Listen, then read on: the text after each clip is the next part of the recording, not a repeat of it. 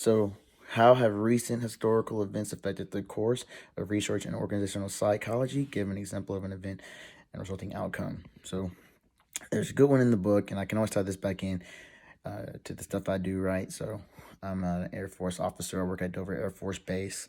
I'm in the aeroport squadron that is essentially just air trans movement, so air transportation, so moving cargo, big boxes, vehicles, and people from the East Coast, right? Because we're the East Coast hub, over to the ARR or basically the Middle East, if I can put it in just really simple terms, right? So I think just if we take it and look at just armed forces and you look at the wars we've been in and how during those wars the tempo and the productivity that we needed from our folks, um, our military members has been ramped up, and we've asked them to work a lot of hours and do things they would normally do, and that puts a lot of stress and it takes a lot of toll on our people. Case in point, we're looking in the book talking about our involvement in Vietnam and how Division 14 of the APA changed to the IO psychology, and we started to look at things like that we didn't normally look at. Everyone thinks about it as like, okay, can someone do the job? If they can, cool. But no, we have to look at it, those soft skills, those subjective things like, hey, does this guy, like, what are the things we're doing to make sure this guy wants to do the job? Or how are we motivating them to be the best person they can be and do their best? What are we giving back to those people? What are we doing to bring them in to our organization and want to do those things? Because I tell you, people can get burnt out and then they do not want to perform at their highest level. I'm qualified to be an LRO, but is my work environment healthy? Am I motivated to come into work and do my best based on what tools I've been given and resources? So I think for me, looking at all the wars, like I said, we've been in and how much we've asked for people to sacrifice, what has been the give back. And I think when you look at those events and what we asked the people, we definitely had to, start looking at those things, stress, work-family conflict, what's our retirement process? Are we allowing people to go back and work towards getting degrees? So if they do want to get out of the military, are they able to do so successfully? We're giving them, different types of certifications that make them, what's the word I want to use? A highly selective candidate or a good candidate for those kind of things. Are we, do we have things like, we have the CDC where kids can go to school on base. So, there's childcare on base, those types of things, right? And then, in my squadron, we started doing things like Pride Awards. So essentially like, highlighting people's, job performance and giving them kudos. Nowadays, we do things like, we'll do like workout challenges because, we have to be fit to fight. And if you're like, the guy who does the most push-ups in a month, you get a day off. So we're giving people time back, and everyone likes their time, right? So I think, again, those are just some of the things that I think have caused us to look back at, what I call the soft skills, right? Or those subjective things.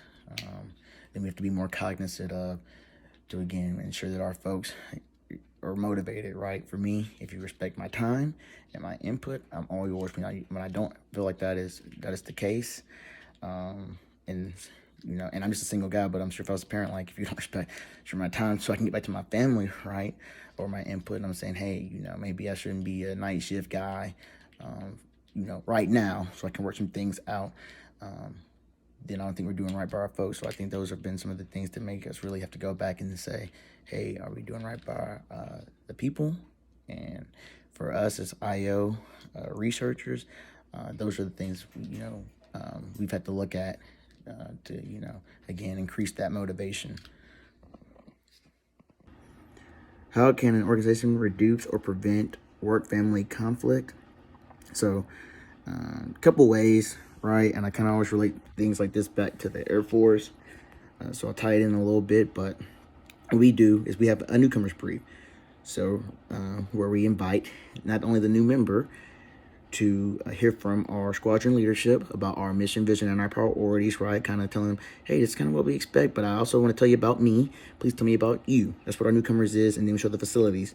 Not only do we show the member, we also invite their family, so that's their spouse and their, children, so we can get to know everybody. So I think if you're doing new orientation with your new, staff, invite the families too. That just shows that, you care about them. You're willing to show them the same things and same respect that you would show that member working for you, because as you know, nobody is successful without their family, right? So they think that would be huge, because that allows the families to know that, hey, we're valued. They want to also show us, around, whatever or wherever they work, kind of, so I know their working environment. Maybe that's not so big in regular. It would depend, right? Knowing that working environment where someone's going to work can be and cannot be important to family members, right? Like, some people do dangerous jobs. So it's always nice to kind of see that facility and know the preventative measures and safety measures that are being taken to make sure people aren't getting hurt, right? Here we move a lot of machinery, a lot of heavy stuff, cargo, right? We operate a lot of heavy machinery. So we show that to the family members and tell them, hey, but here's what we're trying to do to prevent those injuries. People wear steel-toe boots. We have spotting procedures. We have PPE such as over-ear protection, hard hats, knee pads. We're trying to make sure we don't, break your husband or your wife, right? So I think that goes a long way. Another piece is just giving information.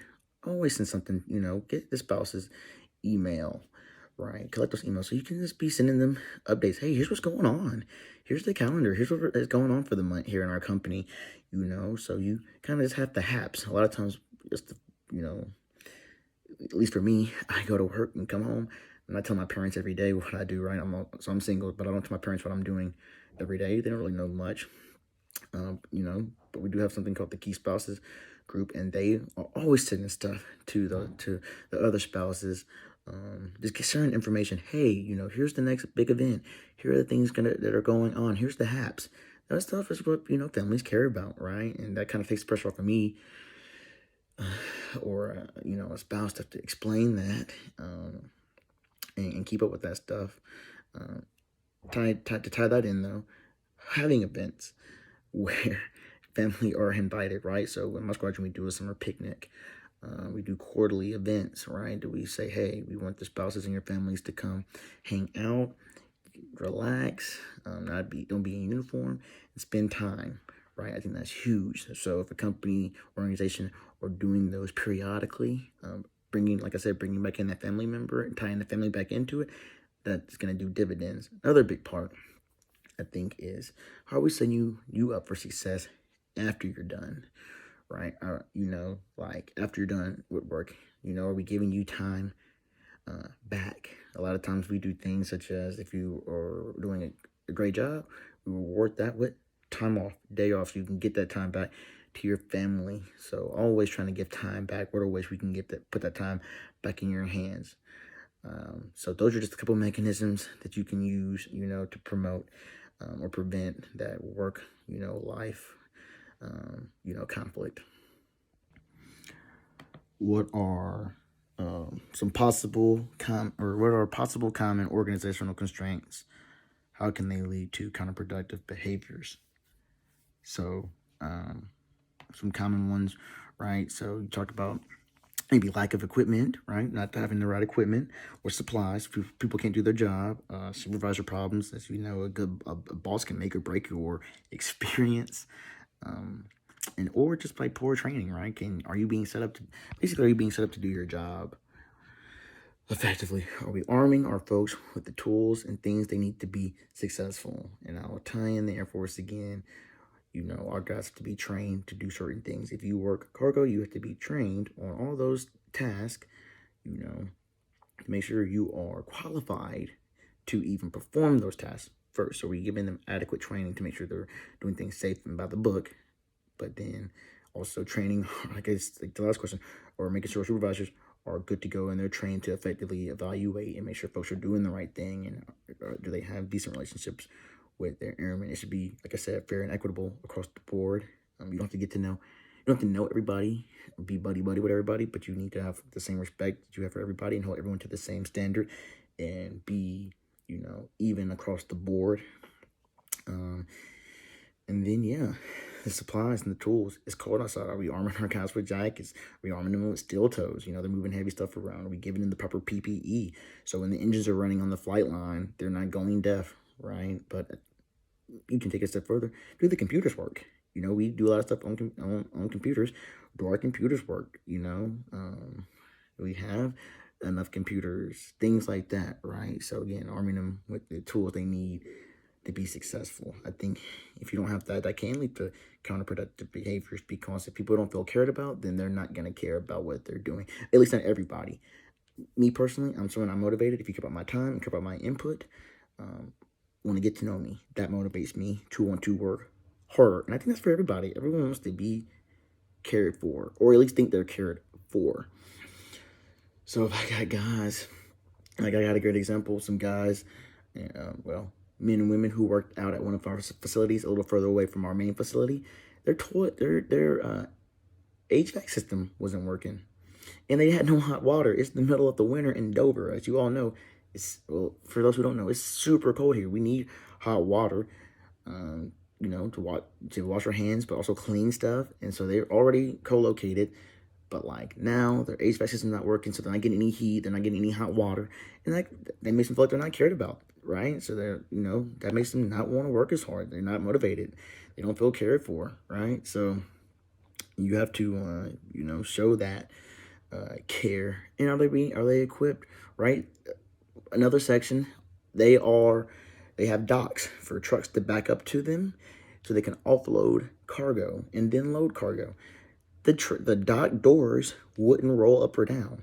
So are they really set up for success if their doors don't work? I think they have 7 doors on roll-up doors for the trucks. Only one was working, so they could only use that one door. Are they set up to be as effective as possible? No. And if no one's trying to work to fix that, how do you think they feel? Well, obviously we must not be that important, and our inability to do the mission must not be that important. But we already know if things don't go well, everyone's going to raise a stink. So that can lead to counterproductive behavior. If you don't like work or don't feel cared about, you probably don't want to be there. So that probably can lead to like absenteeism, which is discussed here in the textbook. But mainly you have to equip the folks with the tools and things they need to be successful, or they're not going to want to be there. They're not going to be motivated at all, because they don't feel like they're cared for. So, and I think those are common across the board, right? But again, the main one I think is the supervisor, or one of the main ones is the supervisor piece, right? Your boss. Like if you don't have a good relationship, or it's any relationship with your boss, I don't think things are going to go well for you. I think there's to be a little level of like getting to know that individual and having that respect, right? Speaking from experience, everyone's been in situations where their boss didn't do certain things or so that they care about them, and it wasn't a good working relationship, or people hate their boss, so they hate going to work, right? So making sure that our folks who are leading and supervising are set up and are doing what's right and doing right by that member that works for them. Describe the socialization process for graduate students in your program. Is the program successful in socializing newcomers and creating job embeddedness? So, in the 3 or 4 classes I've been in so far, and then looking at the socialization process, right, which is just the integration piece, here's how I would describe it. I think maybe this is just liberty altogether, but I will say that from early on, I'm always given or offered assistance, whether I want it or not. That's always being offered, right? So you're trying to give me those tools and help me succeed. So I think that's huge, and expectations are laid out and they are clear for me. Every time I hop into class, here's the rubric. First week is read the rubric. Do you understand what you're going to be asked to do? Do you understand what you need to do? And here are all the documents to tell you what you're going to need, what book, where to go, all the way to like, hey, if you need help doing in-text citations, here's where you go, and here's some examples. So I think that the programmers do a good job of bringing you in, making sure you understand what you're going to be doing. Kind of gives you a rundown of how to work the online interface. I'm a part-time student who does all my stuff online. I think this program does a great job of making sure that I know how to work this stuff, because a lot of it is kind of, you're given the text and you're given the interface and your assignments, go forth and conquer. So you make sure you do a good job of setting me up with the tools and things needed so I can go off and conquer. So there's a rundown of how to work everything. I think it's huge. And then every class we always do this. Hey, you guys are new students, please tell us about yourself. Let's tell you about myself. And then the constant emails, just the words of encouragement or anything like that. Hey, here's your first week. Here's how things are going to go from the professor. So I've been in classes where I've been in real life classes where I didn't get as much asked or as much help offered. And I think it's just understood that since we're online, folks aren't really going to know what to do. Sometimes we're kind of lost. So I do think the socialization process, or how you try to integrate your students, or the students here, is done very well. I feel like I'm definitely cared for and cared about. Whenever I've reached out to a professor, I've always gotten something back really quick. So I think there's that availability. But that's known at the very beginning that, the professors are available every day, whenever you might need help, because the understanding is already there. That this is online, but, we want to see you succeed. And then there's so many resources, from the,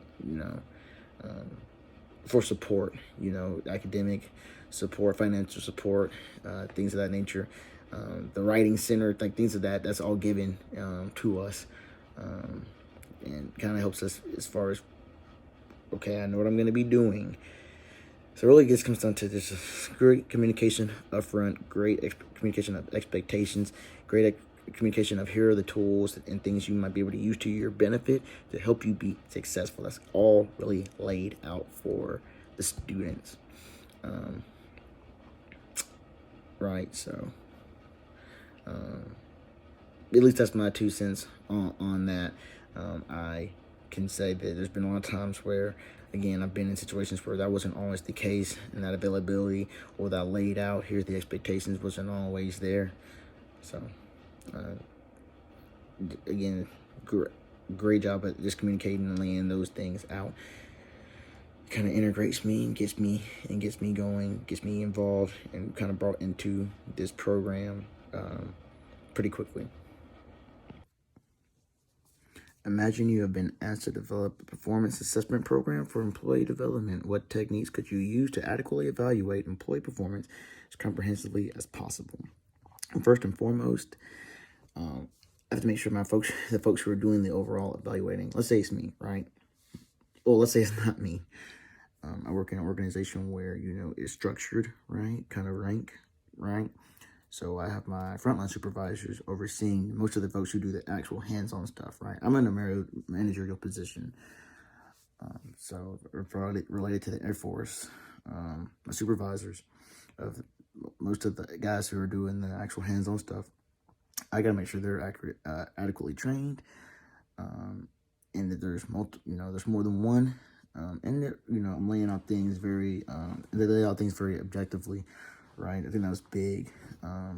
We always struggle with what's fair and equitable. Is everyone being treated the same, right? We all know supervisors can make or break a person's performance, and how they view that person's performance might be different than how someone else views their performance based on if they like that person or not, right? There's this bias and a lot of subjectivity in this. So I think giving them that training to make sure they know how to evaluate, what to look for, is going to be huge for my raters. Now, for the ratee, the person getting rated, it kind of how the Air Force does things is very similar to what I looked at when I saw Murphy's, model for job performance. But the things I'm going to look at are, or what we look at. First off is the primary duty and how you're doing, and we lay out what the expectation is. So you have to lay out the expectation of what you're looking for. Almost like a rubric. Like, here's what you have to do to meet. If you want to go exceeding meets or be well above that, you have to do that and some. It's not just coming to work and doing that job, just the job. Like, are you coming in helping others, leading, just going the extra mile, right, in your day-to-day tasks. Like, you can meet, and that's fine. Nothing wrong with just meeting an expectation, but it's clearly listed what you need to do to, get that meets, and then how to go above that, kind of like a rubric, like I said. Next is kind of the extra stuff, kind of like the extra role stuff, right? So yeah, we do the same thing, but okay, you have your primary job, but are you the additional, are you the PTL for your flight? Like, are you the one tracking physical fitness? Are you the safety monitor? Those things, those additional duties, the extra help, the extra pieces to make sure that things are going well. You know, you're a good team player and you're helping out outside of just your regular duty, taking on additional stuff for the team. And then that's also has to be clearly laid out what that might look like. And then you have kind of, again, that downtime behavior again, but we have that, and I think that's huge. What are you doing to better yourself? That's how we look at it. We call it a whole airman concept. What are you doing to better yourself? Are you in school? Are you part of a club or an organization on or off base? Are you doing community service, giving back, right? Those are huge things, like what you do in your spare time to better yourself or better the community. And that's when you have to do those things, because again, you don't have to do those things, and you can just meet. You can maybe do one thing for your entire rating period, and a rating period is a year long. You can do one thing or not do a lot of things, or not everyone can be the booster club president, right? But do you help out somewhat? You can be a meet, and that is totally fine. But just laying out, kind of like I said, that rubric. What is being asked of you, and what's being graded of you? If people don't know what the requirement is or the standard, how can you even ask them to perform? If I don't know that there's a whole airman concept and what it means to meet in that, then maybe I don't do anything. But if I'm told that, oh, you want to know what I do in my spare time, or I should be trying to, focus on bettering myself, that whole airman concept, okay, well, maybe I'll take some classes. Maybe I'll get in school and do that, effectively meet that expectation or exceed that. So I think to wrap it all up in the summary, laying things out clearly, how to do them, the things that we're looking for concisely, which is kind of like Murphy's Law, how I do it in the Air Force. Are you doing the job? Are you doing things to help out the team, some extra duty stuff, and the stuff you're doing in your spare time? But laying that out, like I said, clearly, and making sure that that's understood by that member. I think that's huge, but you have to make sure your raters are being fair and equitable, and there's not a lot of bias, or none of that even matters.